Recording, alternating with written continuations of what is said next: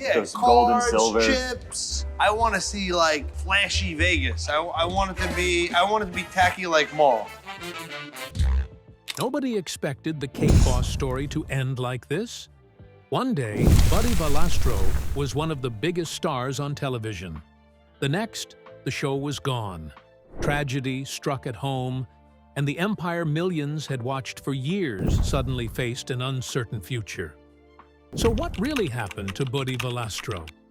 One of the things that I love most about my show is that when I travel the world, a lot of people tell me that we inspire them to want to bake. We inspire them to, want to go to culinary school. And what brought one of television's sweetest success stories to such a dramatic turning point? Join us as we uncover the extraordinary story behind the rise and fall of the Cake Boss empire. The show that turned Hoboken into a tourist destination. Cake Boss premiered on April 19, 2009 on TLC, and the audience found it almost immediately in the way that genuinely good television gets found, through word of mouth from people who watched the first episode and could not stop talking about it. The format was simple, but its execution was anything but. The show followed Buddy Valastro and his family at Carlo's Bakery in Hoboken, as they created elaborate custom cakes, managed family drama, navigated the chaos of running a busy commercial bakery, and produced the kind of visually spectacular confections that most people had no idea were even possible. The cakes were the hook, a recreation of the Brooklyn Bridge out of fondant and sugar, a fully working motorcycle made entirely from cake, wedding cakes that looked like architectural models, a man who could build a sculpture out of buttercream while simultaneously managing 3 family members who could not stop arguing about the best way to do the same thing. But the cakes were not really why people kept watching. The cakes were the reason to tune in the first time. The reason to come back every week was the family. Buddy's sisters Grace, Mary, Madalena, and Lisa were all part of the bakery operation, and all had distinct personalities that the camera loved. His brothers-in-law worked in the shop. His mother Mary, who everybody called Mama Valastro, was a constant presence. His wife Lisa appeared regularly. The world of Carlo's Bakery was not a carefully cast ensemble of reality television personalities. It was an actual family, with actual history, actual affection, and actual dysfunction running through every interaction. The quality of that authenticity was what made Cake Boss different from the other baking shows that existed when it premiered and from the baking shows that appeared in its wake. Great British Bake Off was about strangers competing in a tent. Ace of Cakes had a different energy. Cake Boss was about inheritance, in the deepest sense of the word, about what a family passes down across generations and what the youngest son does with what he has been given when the person who gave it to him is gone. The success of Cake Boss was enormous enough that it generated 4 spin-offs: Next Great Baker, Kitchen Boss, Bake You Rich, and Bakery Boss. Each of them extended the universe of the original show in different directions. Next Great Baker was a competition show looking for new talent. Kitchen Boss moved the action out of the bakery and into Buddy's home kitchen. Bakery Boss sent him to help other struggling bakeries the way Gordon Ramsay went to struggling restaurants on Kitchen Nightmares. And the most immediate and visible real-world impact of the show was on Hoboken itself. The original Carlo's Bakery location at 95 Washington Street became a pilgrimage site for fans who had watched the show from across the country and in many cases from other countries entirely. Lines stretched down the block. The gift shop became as important as the bakery counter. Hoboken's tourism board could point directly to Cake Boss as a reason people were coming to a city they had previously had no particular reason to visit. A reality television show about cake had become a meaningful piece of a city's economic identity. The expansion of Carlo's Bakery from its Hoboken origins to locations in New York, Las Vegas, and eventually California, was a direct consequence of that success. The brand had grown beyond what a single storefront could contain. But as anyone who has watched a business expand rapidly knows, growth and durability are not the same thing. So, what started going wrong, and when did the first cracks appear? The first signs of pressure. The period of peak Cake Boss dominance was not without its complications, and some of them were the kind that hit from directions nobody was looking at when the show was pulling its biggest numbers. In 2010, barely a year after the show premiered, and while it was still building toward its peak audience, a company called Masters Software filed a challenge against Valastro and TLC's parent company, Discovery Communications. Masters Software had been selling a business management program for bakers called Cake Boss since 2007, 2 years before the television show existed. The owners, Kelly and John Masters, argued that the show's use of the Cake Boss name was creating marketplace confusion and potentially diluting their brand. The legal dispute attracted press attention and temporarily raised questions about whether the show might have to change its name. The dispute was eventually resolved, and the show kept its name. But the episode was an early indication that the brand's rapid growth was going to come with legal and commercial complications that a family bakery in Hoboken had not previously had to navigate. The Valastros were not just running a business anymore, they were running a brand. And brands of a certain size attract challenges that businesses of a smaller scale simply never encounter. The show itself also attracted controversy of a different kind during its run. At various points, Buddy Valastro found himself in situations that the press described as Jerry Springer moments, which is not the kind of comparison that a premium brand typically wants to generate. The combination of a large, loud, emotionally expressive Italian-American family in close quarters, all of them on camera, all of them with strong opinions, and all of them genuinely invested in the outcome of everything happening around them, produced moments that were entertaining in the short term and occasionally uncomfortable in retrospect. The show's ratings were strong through the early seasons and remained solid into the middle of the run, but the baking show landscape was changing around Cake Boss in ways that were going to make it harder to sustain the same numbers. The Great British Bake Off had exploded in popularity. Nailed It had found a completely different audience for baking content. The Food Network was producing multiple baking competition shows simultaneously. The appeal that had made Cake Boss feel unique in 2009 was being diluted by the sheer volume of baking television that had followed in its wake, some of it very good, all of it competing for the same audience attention. And then, in 2017, the hardest thing that had happened to the show since Buddy's father died came for him in a very different form. What had happened to the woman who had been the heart of the Valastro family on camera and off? The ALS diagnosis. Mary Valastro, known to Cake Boss audiences as Mama Valastro, was one of the most beloved figures the show produced. She was a woman whose personality and warmth came through the camera in the way that only genuine people manage, and the audience's affection for her was one of the most consistent emotional threads running through the entire Cake Boss universe.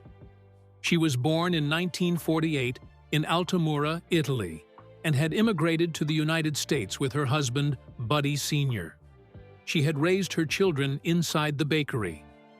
She had watched her husband build Carlo's into what it became, and had watched her son take it somewhere further still.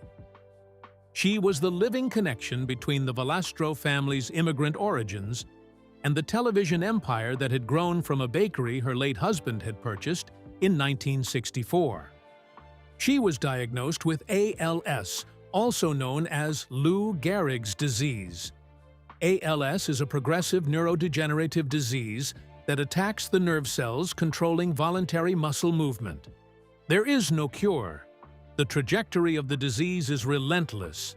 and the timeline from diagnosis to death is typically short. Mama Valastro fought it with the same determination that her children described her bringing to everything in her life. She died in 2017. The impact on Buddy Valastro was visible and profound. After her passing, he took a 2-year hiatus from Cake Boss, while the show continued to film at Carlo's Bakery and air without him. The show without Buddy was a different show in a way that was impossible to fully disguise. Because Buddy was not simply the host of Cake Boss, he was the emotional and creative center of everything the show was about. The family dynamic, the cake creations, the energy of a man who had grown up in the bakery and was now running it in honor of the father he had lost, and alongside the mother he would soon lose, all of that was inseparable from him being present. He returned to Cake Boss in 2019, but the show that he came back to was operating in a different landscape from the one he had left. The ratings had declined during the 2-year hiatus and had not fully recovered. The baking show competition had intensified further. And then 2020 arrived, bringing with it a combination of challenges that would have broken a less resilient man entirely. Because just as Cake Boss was already navigating a recovery from lost momentum, 2 separate catastrophes arrived almost simultaneously. One was global and affected everyone. The other was specific and personal and happened in Buddy Valastro's own basement. So what exactly happened in the fall of 2020 that changed his relationship with baking forever? The pandemic and the hand that would not work. In 2020, COVID-19 shut down essentially every commercial enterprise that depended on in-person traffic. Carlo's Bakery, which had been built into a tourist destination that attracted visitors specifically because of its association with a television show, was exactly the kind of business that a pandemic was designed to devastate. The lines that had stretched down the block in Hoboken evaporated. The out-of-state visitors who had made pilgrimages to the original location stopped coming. The Las Vegas location, which depended on casino and convention traffic, went quiet. The New York location faced the specific devastation of a city that had become one of the hardest-hit places in the entire country. Cake Boss went on hiatus in 2020 and never returned for additional seasons on its network. The combination of declining ratings that had preceded the pandemic, the disruption to normal production that the pandemic created, and the general contraction of appetite for expansion that the uncertain economic environment produced made the decision to end the show's regular run the path of least resistance. There was no single dramatic cancellation announcement. The show simply did not come back. And then, in September 2020, Buddy Valastro went down to his home bowling alley and had an accident. His right hand became caught in the mechanical ball return system of the bowling alley in his home. A metal rod impaled his hand through the palm and through all 4 fingers. He was unable to remove it. His wife Lisa called 911 and emergency responders had to be called to the scene. He required multiple surgeries to address the damage. The hand that had piped frosting, sculpted fondant, built sugar sculptures, and created the visual spectacle that had made him famous was the hand that had been impaled by a bowling machine in his own basement. He told the Today Show that the magic that allows him to create his signature extravagant cakes might not ever be there again. That statement, from a man who had built his entire identity and his entire family's financial security around the specific capability of his hands, is one of the more devastating things a professional baker can say. His wife Lisa pushed back against that reading from the beginning. She told People magazine that he would bake again, even if he had to use his left hand, and to trust her on that. She was right. The recovery was slower and harder than anyone had hoped, but it happened. By 2021, he was reporting that his hand was 95% recovered. By the following year, he was back in the kitchen and back on camera. But the recovery involved 5 separate surgeries spread across multiple years. His 5th and final surgery was performed in October 2025, with Valastro posting on Instagram to describe what this final procedure would address and what he was hoping it would restore to his hand's capabilities. He described being able to decorate, being able to do anything, but experiencing a functional limitation that the final surgery was designed to correct.